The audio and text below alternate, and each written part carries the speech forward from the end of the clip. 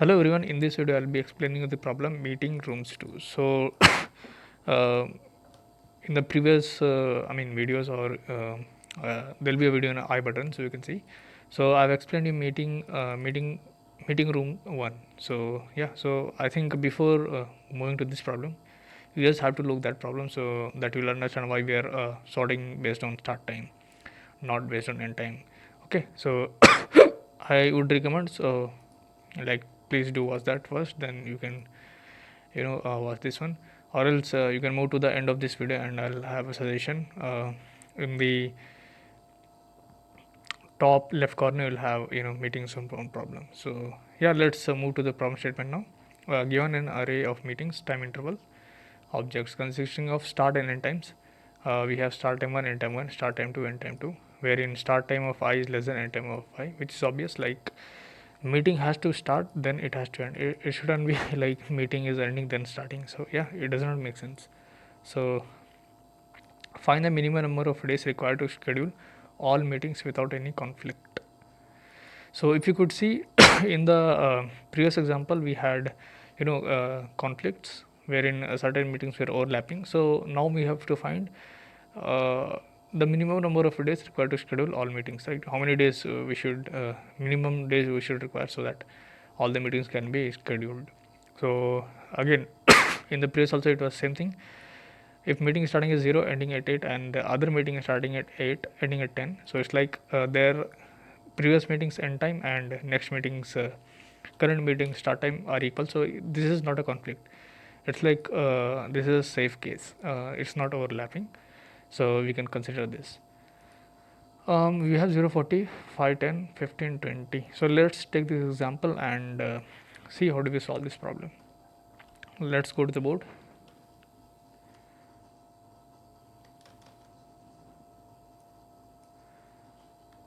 So what we have is 0, 40, 5, 10 and 15, 20. We have 0, 40, 5, 10 and 15, 20 as intervals.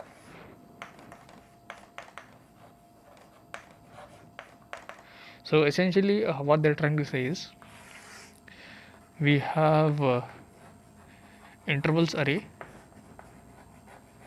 and it consists of start time of I and end time of I, where I is an index. I is an index ranging from 0 till n, okay, less than n. N is basically size of intervals, and they have said the start time is less than end time for every meeting. Obviously, as I said you, like, meeting has to start then it will end, right? It's not like meeting has ended then it is starting. So now they're asking minimum number of days such that all meetings are done. It's like we need to find minimum number of days in such a way that all meetings have to be done. So if you don't understand this, I'll tell you here what essentially that means. So let's draw a number line. We have 5, 10, 15, 20, 25, 30, 35, 40.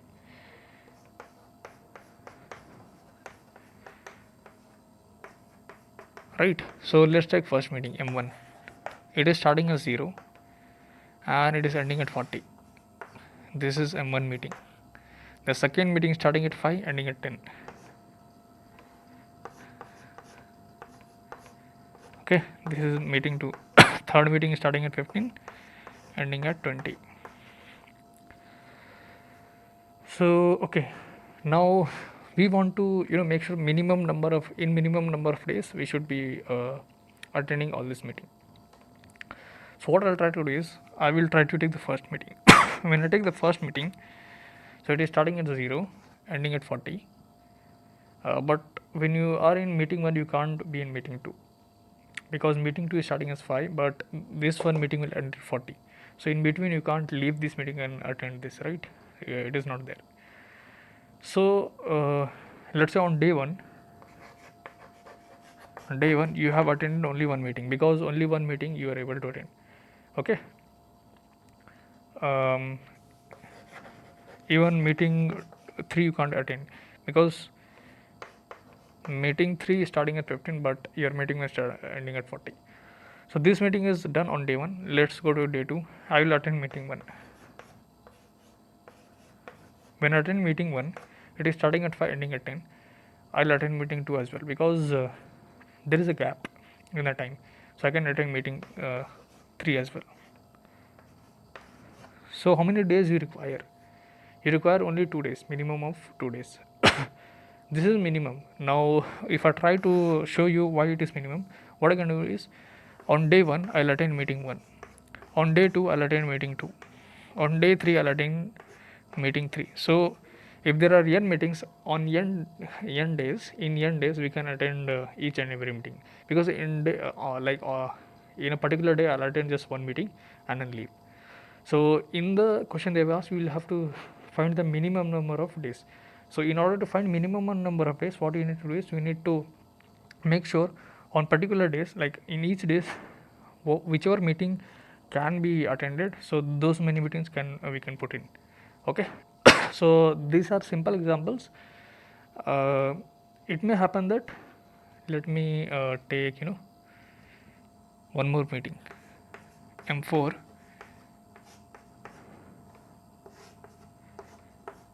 45 and this 40. Okay, one more meeting, let me take it. It is starting at 40 and ending at 50. This is M4. So what I'll try to do is, on day 1 I've attended M1, and I'll see which other meeting can be attended. 2 and 3, as I showed, we can't attend, but let's say 4. So 4, it's starting at 40 and 1 is ending at 40. So as stated in the question, the meeting of this type, so whose starting time and ending time, ending time starting as same, this is not conflict. This is not conflict, so we can attend such a type of meeting. So here also we have same thing, 40, M1 is ending at 40, M4 is starting at 40. So this meeting can be attended. So on day 1, what I try to do is, I try to accommodate which all meetings can be put in day 1. Okay, so I did that. So still we required only 2 days, right? So in these things we have to do it. So we have to find the minimum number of days. So so how to do this is the question now.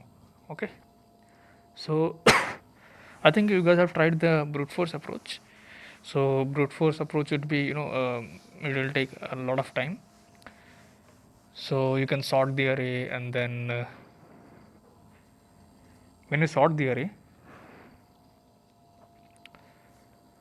we need to sort the array based on start time. Why based on start time? The reason being is, if you sort the array based on start time, so since you have to attend all the meetings, that's why whichever meeting is occurring first, you'll attend that first meeting, right? So that's why it is based on sorting on the basis of start time. Okay.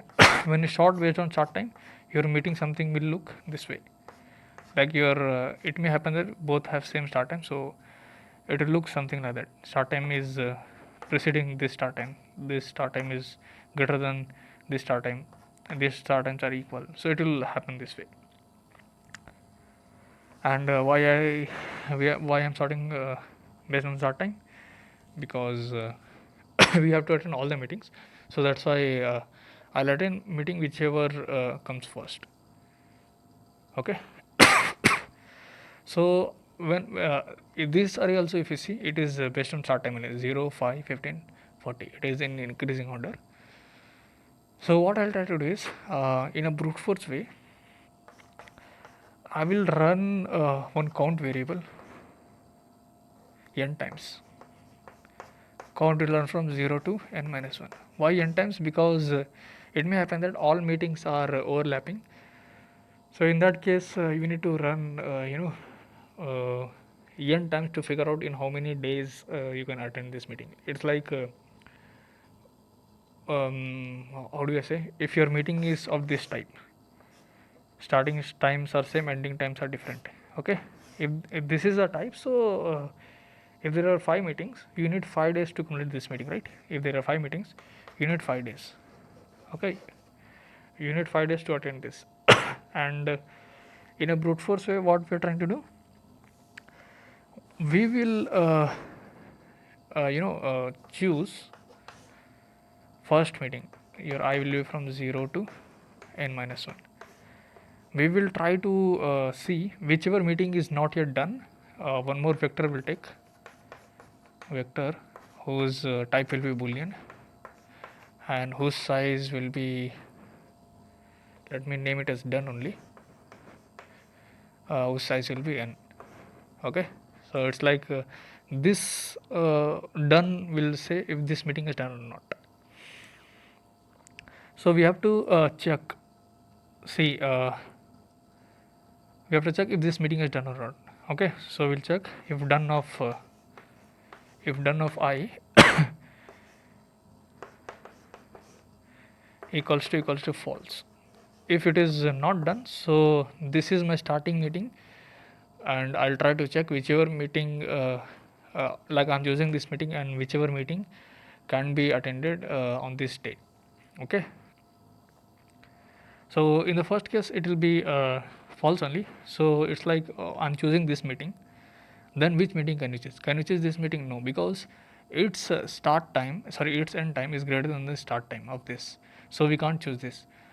Now I'll try to move and see this one, this and this. Okay, so again here end time is greater than start time, this will not happen.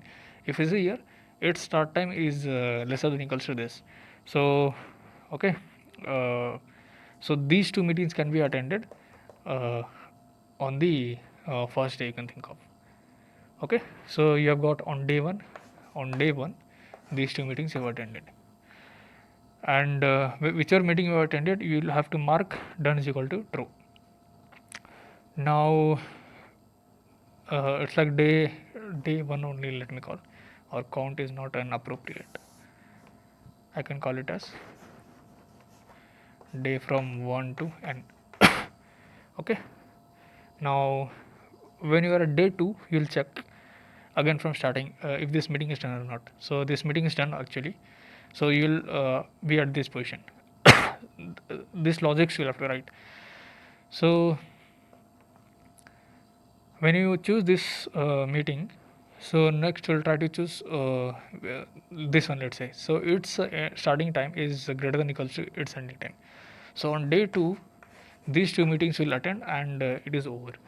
Okay, so at the end, uh, whichever day is like the maximum, I mean day was 1, and when you iterated for the second time, day is 2. Okay, and when you went for third day and you found that all the dones are true, so in that case you need to return day minus 1. It's like on 2 days, only in 2 days all the meetings are attended. So this approach will take you n into n complexity. Okay, so it is um, brute force only, but I'll try to show you in other way. Some more idea I'll try to show you.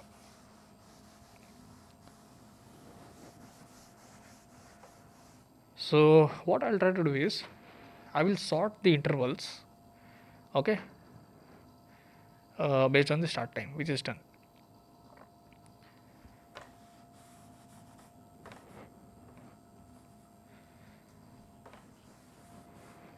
I've sorted based on start time. I'll take one vector, and its type is integer, and let me call it as end time.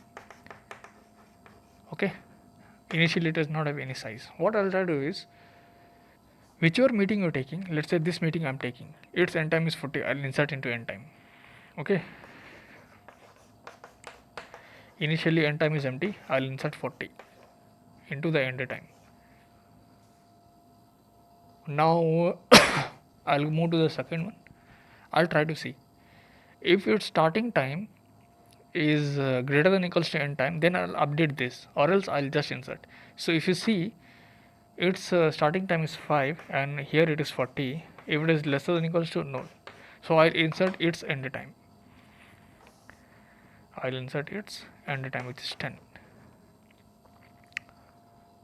Okay, now I'll take this 15.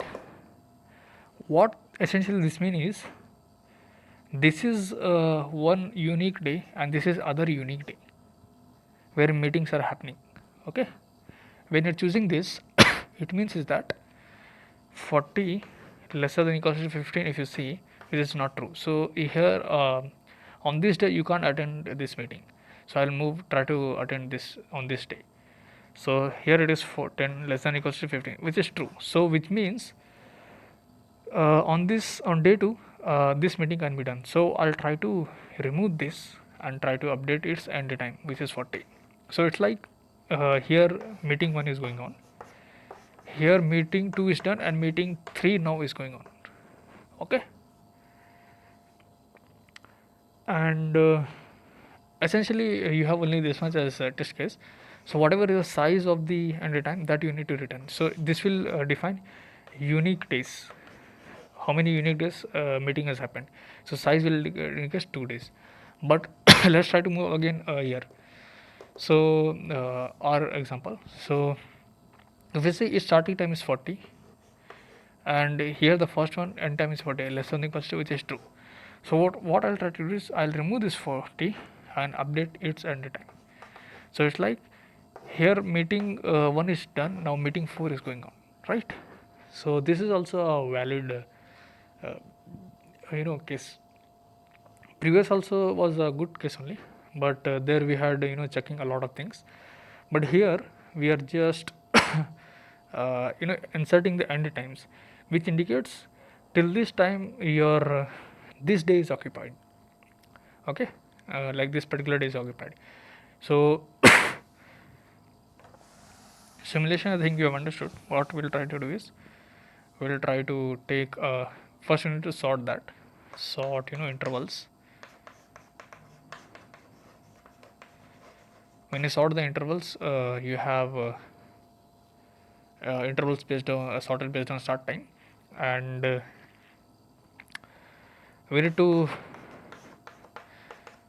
take all the intervals from 0 to n minus 1, and so whatever is the start time, you take start time of that. Start time will be let me call intervals as capital I. I'll not write so much big. Start time will be dot start, because intervals type is interval. Your end time will be I of I, intervals of I dot end. And now here what I'll try to do is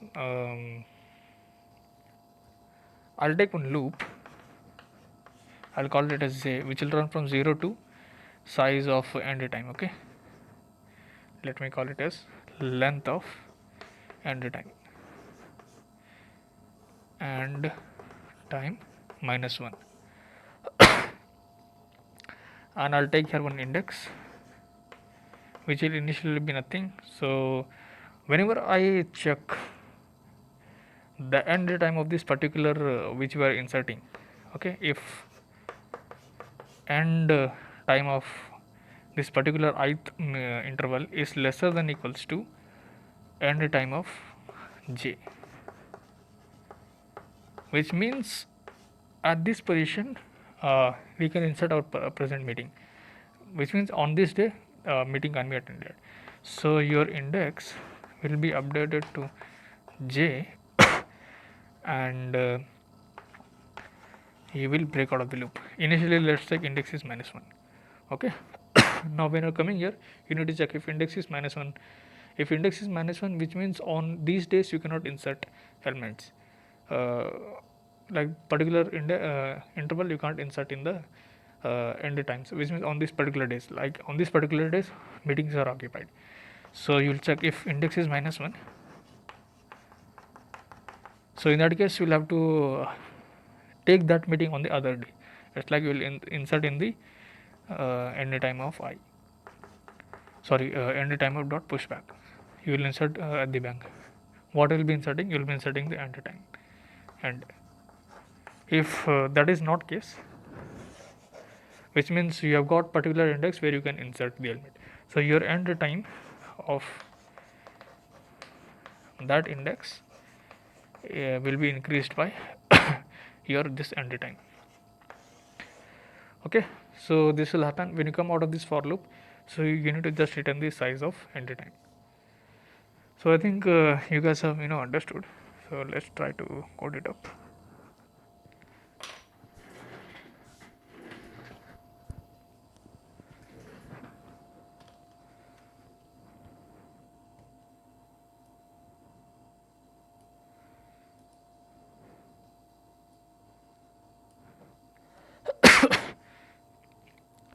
Let's try to code it up. As I said, we need to first sort the intervals.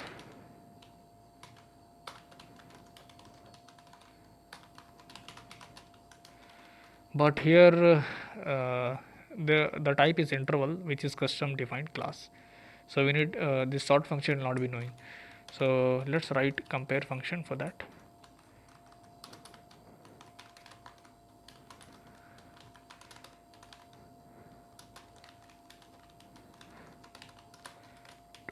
We will pass two values. We need to check if a dot start is equals to b dot start, which means starting times are same, so we need to sort based on end time. Else if starting and ending, I mean both the values of start time are not same, so we need to return a dot start less than b dot start. So if a dot start is lesser than b dot start, which means it is already sorted, so we'll not be swapping in sort function. If a dot start is greater than b dot start, so in that case the swapping will happen. Let's take n as the size of intervals. Now we'll take one vector, as I said, end time. Okay, we'll run a loop. We'll take one by one intervals and its start time is intervals of I dot start, and its end time is interval of I dot end. We have start time and end time. We'll take one index variable which is initialized to -1 initially. We'll run a loop, as I said. We'll be checking in this end time. End time also you can say, or you can call it as number of days because this end time will be storing the unique number of days. Okay, so we'll be checking if the end time of your the start time of your this interval is greater than or equals to end time of j. End time of j is basically you're checking on which day can I insert. If you have found this thing, so you'll make sure your index is that value, and then it will break out of the loop. So when you're coming out of the loop, you need to check if index is -1. If that is the case, so it's like you can't be insert this particular meeting on any days. So you'll have to make sure you take that meeting in other day, which is unique, the other new day. So you'll have to push back the end time of that meeting. Okay, else you have got index wherein you can place your end time. Okay, so at the end you need to just return end time dot sort. This will tell you key what's the maximum days we took, minimum days we took. Okay, so let's try to run it.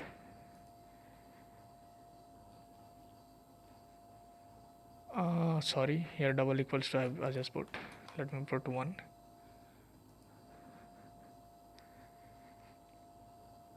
Yeah, it got accepted. I started to submit it. So yeah, it got accepted. So in this way you gotta easily solve the problem. So it's like you need to sort it, and what is the minimum number of days you need to take. I think from the explanation of the board you guys understood. So this is the logic that you need to follow. So even if you don't understand, you just try to comment it out. And before that, I'll try. I mean, I'll tell you to watch the rewatch the video, so you'll understand definitely. Even if you don't, then I'll be helpful to tell the approach or the solution in the comments. So yeah, thank you guys for watching the video.